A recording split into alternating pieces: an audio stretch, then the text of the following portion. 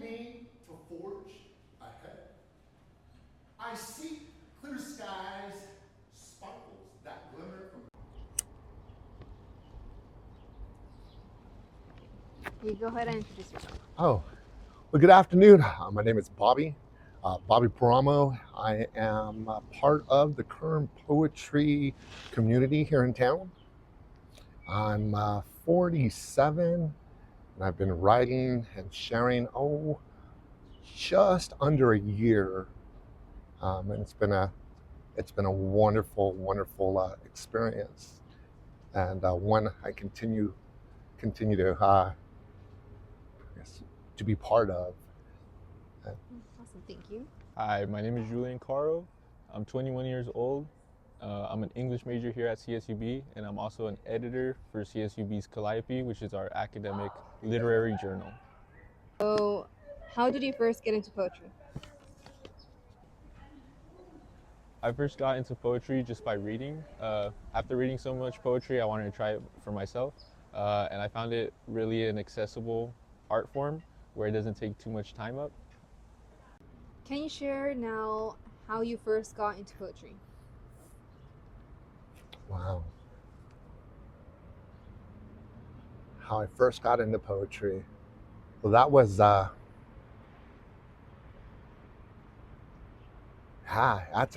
a there's I don't really have an exact like time or period. It was more of I guess some teenage years, or even pre-teenage years. I was an only child for 9 years, and didn't have that opportunity to express myself, or if I did say I felt a certain way. I grew up in a household where I was kind of like shut down or told I was silly or didn't feel the whatever it was I was expressing. So I just began to write. I used to write, and then I didn't know what I was doing. I just writing sensations and feelings I had. Do you write poetry yourself? And if you do, what do you write about? I do write poetry, and I write about all the different things that happen in my life. That could be either if I'm going through a bad day, I write about that. If something particularly goes well in my life, I'll write about that as well. And so it takes all different forms, my poetry. Do you think the younger generations misunderstand poetry or its purpose? Do I think the younger?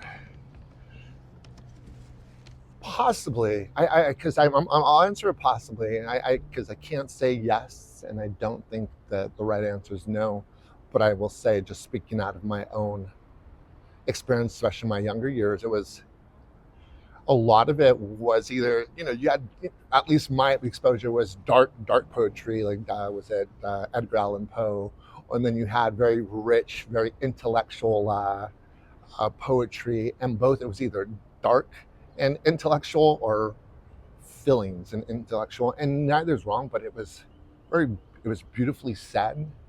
And sometimes when one can get in their own, basically be their own block, thinking that they aren't intellect, or lack the intellect to express themselves that way.